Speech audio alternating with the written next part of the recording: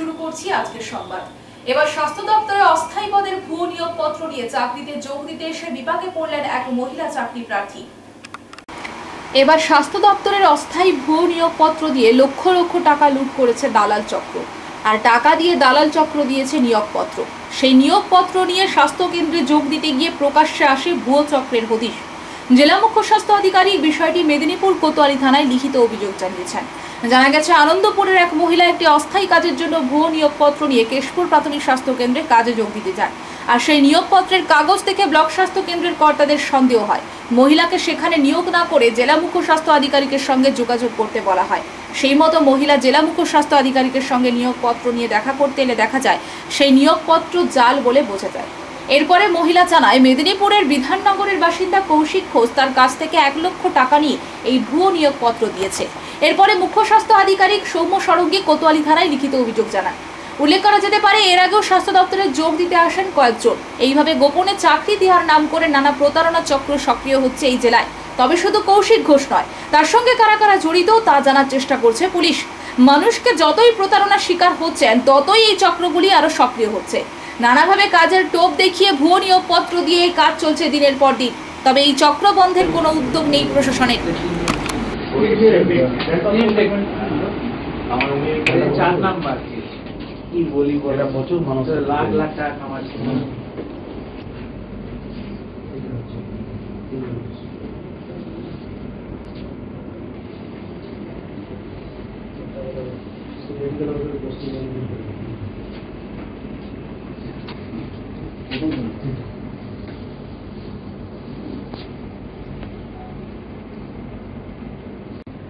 আসলে আজকে একজন ভদ্রমহিলা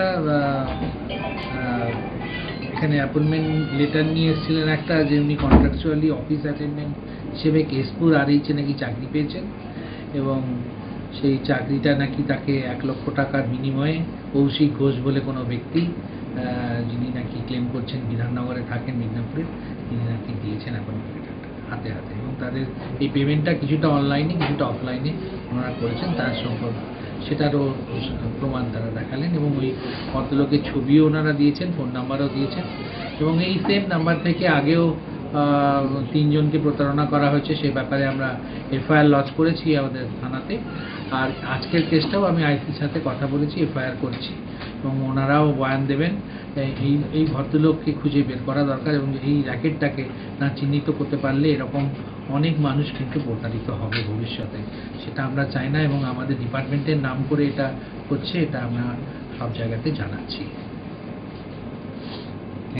এফআইআরটা লেখা আছে।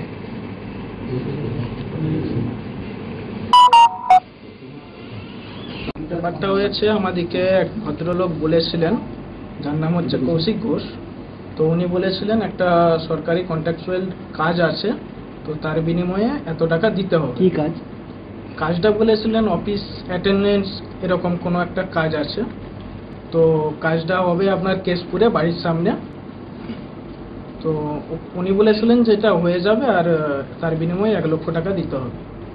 তো আমরা সেই মতো সব কিছু উনি এখানে করেছিলেন, মেডিকেল যেরকম হয় বা পুলিশ রেকর্ড যেরকম হয় নর্মালি সরকারি কাজে, সেরকম সব কিছুই হয়েছিলেন। তার বিনিময়ে উনি 1 লক্ষ টাকা নিয়েছেন, কিছু অনলাইন এবং কিছু অফলাইন। কি করে বুঝতে পারলেন যে আমরা ফাঁদে পড়েছি? তারপরে যেটা ডাউট লাগলো সেটা হচ্ছে যে অ্যাপয়েন্টমেন্ট লেটার যেটা এসছে সেটাতে যে সিগনেচারগুলো আছে, সিগনেচারগুলো সম্পূর্ণ অন্যরকম। তো আমরা বর্তমানে আজকেই কেশপুরকে গিয়েছিলাম। কেশপুরে যে এই জিনিসটা দেখলাম, দেখার পর ওনারা বললেন যে এখানকে আসতে, স্বাস্থ্য ভবনকে আসতে।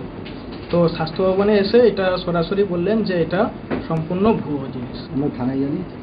থানায় এখনো যাওয়া হয়নি, থানায় যাওয়ার পরিকল্পনা আছে আর কি। কোথায় বাড়ি আপনার? আমাদের বাড়ি আনন্দপুর। আপনি কি করেন? আমি বর্তমানে কিছু কাজ করি না। প্রতারণার শিকারটা কে হয়েছিল? প্রতারণার শিকার আমি বা আমার ফ্যামিলি দুটোই বলতে পারেন, কারণ টাকা দিয়েছি আমি, তার সাথে এক্সপেন্ড করে আমার ফ্যামিলি। তো আমি বা আমার ফ্যামিলি দুটোই। কাজটা কাকে দিচ্ছিল? আপনার স্ত্রীকে না আমার স্ত্রীকে, আমার ফ্যামিলিতে। মামনি নন্দী। তিনি কি যোগ? আপনার নাম? আমার নাম সুমন নন্দী। আপনার স্ত্রী কি আজকে কাজে যোগ দিতে গিয়েই ধরা পড়লো ব্যাপার? হ্যাঁ, ঠিক।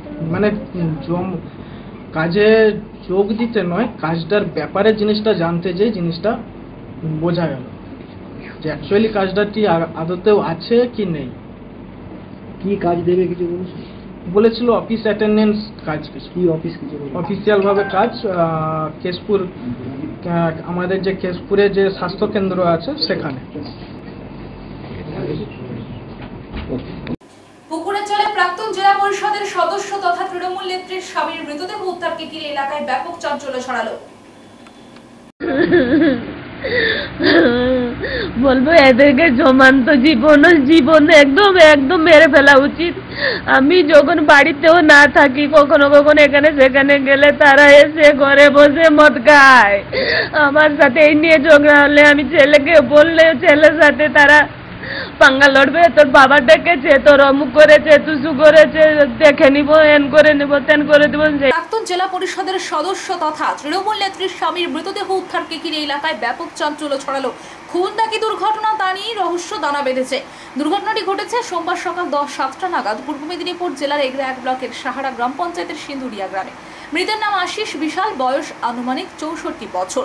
স্থানীয় সূত্রে জানা গেছে গতকাল রাত্রে কয়েকজন বন্ধুর সাথে পাশের গ্রামে সাংস্কৃতিক অনুষ্ঠান দেখতে গিয়েছিলেন, তারপর আর ফেরা হলো না বাড়ি। সোমবার সকালে গ্রামের পুকুরে মৃতদেহ দেখতে পায় স্থানীয় গ্রামবাসীরা। চিনতে পেরে পরিবারের লোকেদের খবর দেওয়া হয়, তারা এসে দেহ শনাক্ত করেন। ঘটনার খবর পেয়ে এগরা থানার পুলিশ ময়না তদন্তের জন্য মৃতদেহ উদ্ধার করে কাঁথি মহকুমা হাসপাতালে পাঠিয়েছে। মৃত আশিস বিশালের ছেলের দাবি, এটা পরিকল্পনা করেই তার বাবা কয়েকজন বন্ধু মিলে মদ্যপান করিয়ে মাথায় আঘাত করে খুন করেছে। তবে এগরা থানার পুলিশ জিজ্ঞাসাবাদের জন্য স্থানীয় একজনকে আটক করেছে। এই ঘটনায় ব্যাপক চাঞ্চল্য ছড়িয়েছে।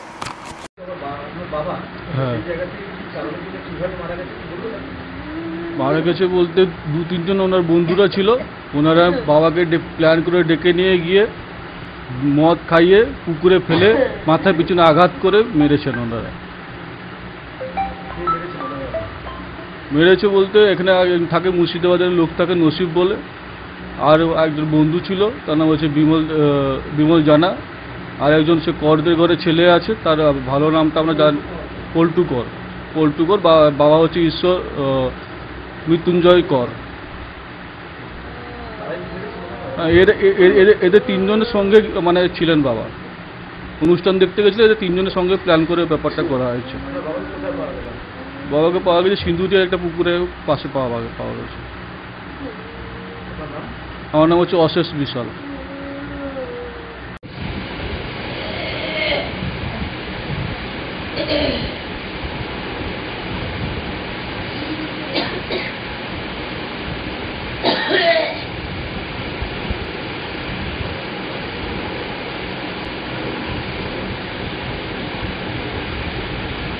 রবিবার রাতে কোলাঘাটের পয়াগ গ্রামে বেআইনি বাজি কারখানায় ভয়াবহ বিস্ফোরণ, ক্ষতিগ্রস্ত 2টি বাড়ি, এলাকায় পুলিশ বাহিনী।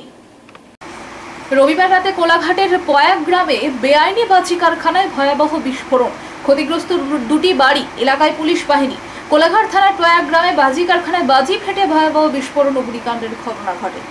রবিবার রাত্রি 10টা নাগাদ পূর্ব মেদিনীপুর জেলার কোলাঘাট ব্লকের অন্তর্গত কোলাঘাট থানার পয়াগ গ্রামে একটি বেআইনি বাজি কারখানায় আগুন লাগে। দীর্ঘদিন ধরে পয়াগ গ্রামের বেশ কিছু পরিবার বেআইনি বাজি কাজের সঙ্গে যুক্ত। গতকাল রাতে অর্থাৎ রবিবার রাত্রি 10টা নাগাদ বিশাল বিস্ফোরণের শব্দে এলাকা কেঁপে ওঠে। এলাকায় ছড়িয়ে পড়ে আতঙ্ক। জানা গেছে আনন্দ বাইতির একটি বাড়ি সম্পূর্ণ ভস্মীভূত হচ্ছে, পাশের আরও একটি বাড়ি ক্ষতিগ্রস্ত হয়েছে। রাতেই ঘটনাস্থলে ছুটে আসে কোলাঘাট থানার বিশাল পুলিশ বাহিনী ও দমকলের 2টি ইঞ্জিন। এলাকায় ব্যাপক চাঞ্চল্য ছড়ায়। এই বাজি কারখানার বিস্ফোরণে কতজন আহত হয়েছে এখনো পরিষ্কারভাবে জানা যায়নি, তবে স্থানীয় সূত্রে খবর পার্শ্ববর্তী এক বাড়ির বৃদ্ধা জখম হয়। গতকাল রাত্রি থেকে পুরো এলাকা ঘিরে রেখেছে পুলিশ। তবে বিস্ফোরণের তীব্রতা এতটাই ছিল জোর শব্দ কয়েক কিলোমিটার পর্যন্ত শোনা যায়। তবে এই গ্রামে এর আগেও একাধিকবার বিস্ফোরণ ঘটেছে। রাত থেকেই এলাকা জনশূন্য।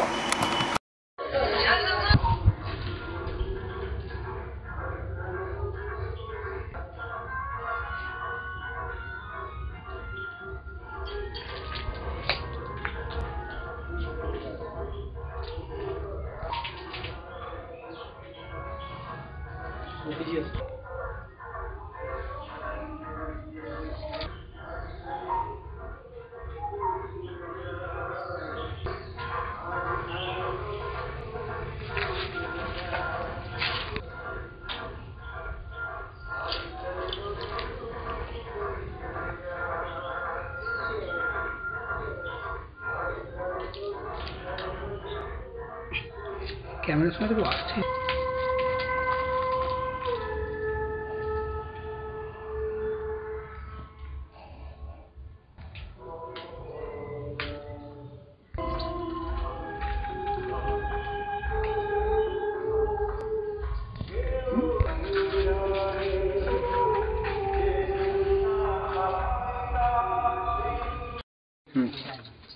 কোলাঘাটে প্রয়াগগ্রাম এর নাম আমরা অনেক বছর আগে থেকেই শুনেছি এবং এখানে বারে বারে বিস্ফোরণ হয়, প্রশাসন আসে, তারপরে আবার চলে যায়, আবার বিস্ফোরণ হয়। কি বলবেন? গ্রামটা প্রয়াগ নয়, পয়াগ। তো যাই হোক, পয়াগ গ্রামে প্রায় 40-50 বছর ধরে কয়েকটি পরিবার এই ধরনের বেআইনি কারবারের সাথে যুক্ত। ঠিকই বলেছেন, যখনই এই ধরনের ঘটনা ঘটে তখন পুলিশ প্রশাসন একটু সক্রিয় হয়, তারপর সারা বছর ধরে তাদের সাথে চুক্তিতে তারা নিবদ্ধ হয়। এই পরিপ্রেক্ষিতেই এই ঘটনা বছরের পর বছর চলছেই। লাস্ট কয়েক বছর আগে যে এখানে দুর্ঘটনা ঘটেছিল, 3 জন ব্যক্তির প্রাণহানির ঘটনাও ঘটেছিল, কিন্তু তা সত্ত্বেও এই ধরনের বেআইনি কারবার বন্ধ করবার জন্য পুলিশ প্রশাসন, জেলা প্রশাসন, স্থানীয় প্রশাসন কেউই কোনো উদ্যোগ গ্রহণ করেনি। আমরা গতকালকের এই ঘটনার পরিপ্রেক্ষিতে আজ আমাদের দল এসইউসিআই কমিউনিস্টের পক্ষ থেকে জেলা শাসককে একটি স্মারকলিপি দিয়েছি, যাতে এই ঘটনার পুনরাবৃত্তি না হয় সেজন্যে যাতে সরকারিভাবে উপযুক্ত ব্যবস্থা গ্রহণ করা হয়। প্রয়োজনে এই লোকজনদের পুনর্বাসনের ব্যবস্থা করতে পারে সরকার, কিন্তু কোনোভাবেই আর কোনো ব্যক্তি যাতে ক্ষতিগ্রস্ত না হয় এই বেআইনি কারবারে আমরা সেই দাবি জানিয়েছি। যদি সরকারি যে সবুজ বাজি তৈরি করবার সাথে এরা যুক্ত হতে চায়, অবশ্যই জনবসতিপূর্ণ এলাকার বাইরে ফাঁকা জায়গাতে তা করা যেতে পারে।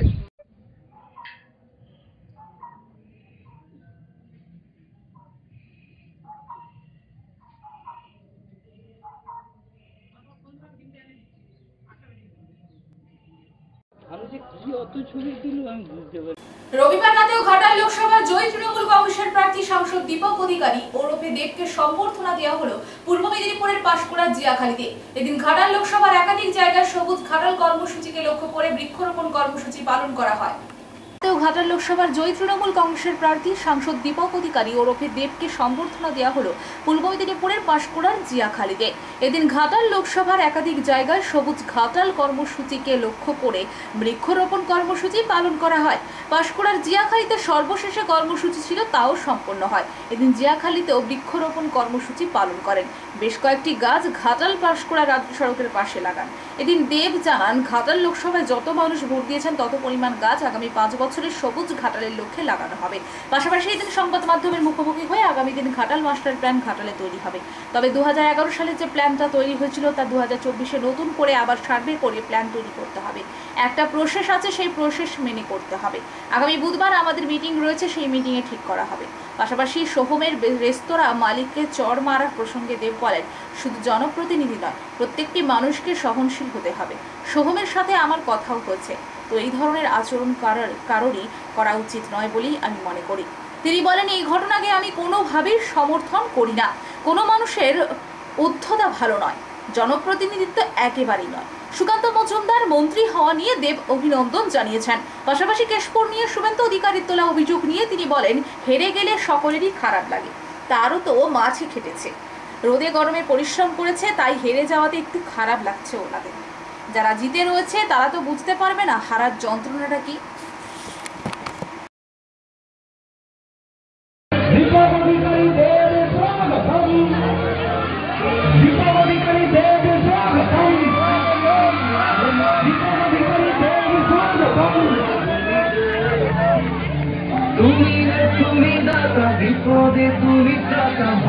আপনারা অনেকক্ষণ ধরে অপেক্ষা করছে।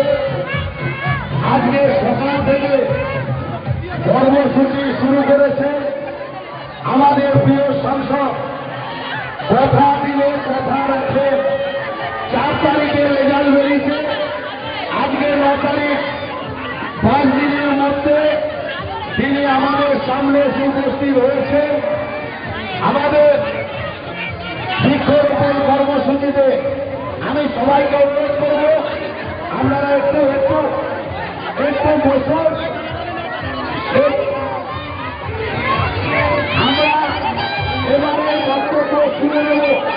ব্যবহার করাটা প্রকৃতি আপত্তিকর এবং এটা সমাজের জন্য সুস্থকর নয়, এবং জনপ্রতিনিধি এরকম যদি আচরণ করে সেখানে আমার কিছু বলার নেই। আমার মনে হয় কি এখানে দলের কোনো ইয়ে নেই, এটা পুরোপুরি সোহম, তার এটা পুরোপুরি তার নিজের ব্যাপারে এটা, এবং আমি কোনো মতে এটাকে সমর্থন করি না, এবং আমি চাই না ভবিষ্যতে আমার মতো মানে যারা জনপ্রতিনিধি আছে বা যে কোনো মানুষ এই ঔদ্ধত্য এই অহংকার আমার মনে হয় না মানুষের থাকা।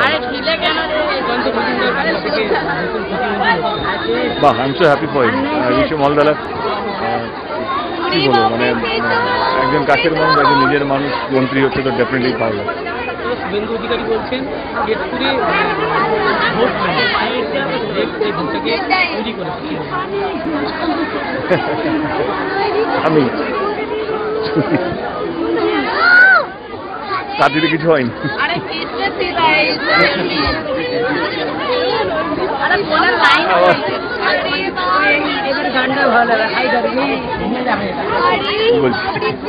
এটাই সে একটা প্রচারের সময় একটা ভাষা ছিল যেটাকে আমি রাজনীতির ভাষা বলতাম, এই ভাষাটাকে আমি বলবো হেরে যাওয়া, পিছিয়ে যাওয়া ভাষা।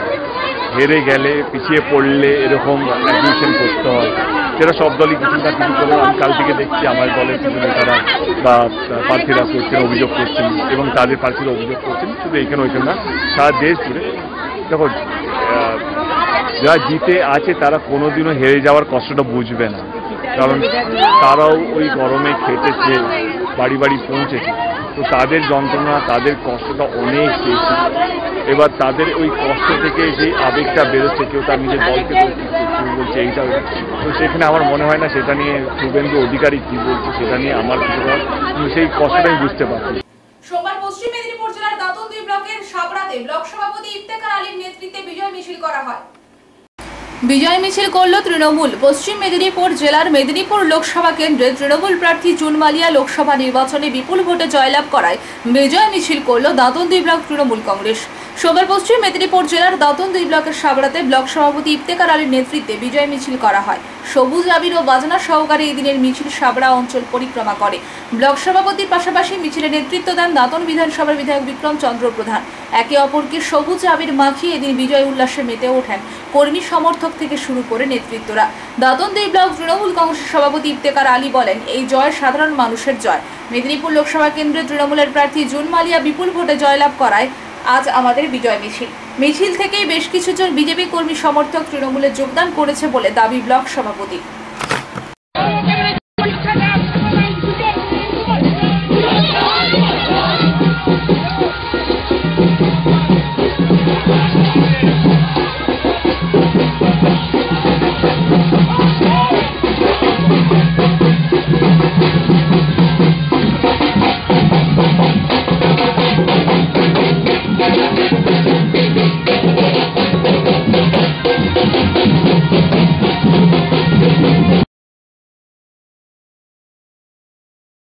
রামনগরের বিধানসভায় তৃণমূল কংগ্রেস পিছিয়ে পড়ার কারণে সমান্তরাল সংগঠনকে দায়ী করলেন ব্লক নেতৃত্বরা। হারের দায় তৃণমূল কংগ্রেস প্রার্থী ও তৃণমূল কংগ্রেসের জেলা সভাপতিকে কাঠগড়ায় তুলল তৃণমূল নেতৃত্বরা। রামনগরের বিধানসভায় তৃণমূল কংগ্রেস পিছিয়ে পড়ার কারণ সমান্তরাল সংগঠনকে দায়ী করলেন ব্লক নেতৃত্বরা। হারের দায় তৃণমূল কংগ্রেস প্রার্থী ও তৃণমূল কংগ্রেসের জেলা সভাপতিকে কাঠগড়ায় তুলল তৃণমূল নেতৃত্বরা। মন্ত্রী ও ব্লক নেতৃত্বকে বাদ দিয়ে রামনগর বিধানসভার সমান্তরাল সংগঠন তৈরি করেছিলেন তৃণমূল প্রার্থী ও তৃণমূল কংগ্রেসের সভাপতি। সেই সমান্তরাল সংগঠন তৈরি করার জন্যই লোকসভা নির্বাচনে রামনগর বিধানসভায় পিছিয়ে পড়েছে শাসক দল তৃণমূল কংগ্রেস। রবিবার সাংবাদিক বৈঠক করে কাঁথি লোকসভা তৃণমূল কংগ্রেসের প্রার্থী উত্তম বারিক ও তৃণমূল কংগ্রেসের সভাপতি পীযূষ কান্তি পন্ডার উপর ক্ষোভ উগড়ে দিলেন রামনগর 2 ব্লকের তৃণমূল কংগ্রেসের ব্লক নেতৃত্বরা। পটাশপুর বিধানসভা নির্বাচনে ফলাফল ধরে রাখতে পারেনি। জেলা পরিষদে জিতে যেখানে সভাপতি হয়েছে সেখানেও তৃণমূলের ভোট কমল কেন, এমন অভিযোগ প্রকাশ্যে আসার পর তৃণমূলের গোষ্ঠী কোন্দল সামনে এলো। রবিবার রামনগর 2 ব্লকের বালিশায় তৃণমূল কংগ্রেসের দলীয় পার্টি অফিসে বিধানসভার পর্যালোচনা নিয়ে ব্লক নেতৃত্বদের নিয়ে বিশেষ আলোচনা সভা অনুষ্ঠিত হয়। রামনগর বিধানসভা তৃণমূল কমিটির পর্যালোচনা সভায় উঠে এলো এমনই মতামত। বিধানসভা কমিটির আহ্বায়ক তথা কাঁথি সাংগঠনিক জেলা তৃণমূলের সাধারণ সম্পাদক নিতাই চরণ সারের আহ্বানে অনুষ্ঠিত এই সভায় দলের 2 ব্লকের সভাপতি, যুব সভাপতি এবং 2 ব্লকের 17টি অঞ্চলের সভাপতি উপস্থিত হন। সেখানে লোকসভা নির্বাচনে রামনগর বিধানসভা এলাকায় তৃণমূলের ভরাডুবির কারণে নানান মতামত উঠে আসে। সমন্বয়ের অভাবই যার সারমর্ম বলে জানান তৃণমূল নেতৃত্ব। সেই সঙ্গে আগামী দিনে 9200 ভোটের ঘাটতি কিভাবে পূরণ হবে সে বিষয়ে বিস্তারিত আলোচনা হয়। এই বিষয়টার সঠিক কি বিষয় আছে রহস্যটা আমাদের সবার সামনে উন্মোচন করা উচিত। কেন এই নির্দেশটা দেওয়া হলো? আমরা দীর্ঘদিন বিভিন্ন গণনায় গিয়েছি, এ ধরনের নির্দেশ কোনোদিনই পাইনি। তাই আমাদের প্রার্থী, আমাদের দলের কাছে আবেদন, বিষয়টা তদন্ত করে প্রকৃত তথ্য দলের কর্মীদের সামনে উন্মোচন করা হোক। সংবাদ এই পর্যন্ত। নমস্কার।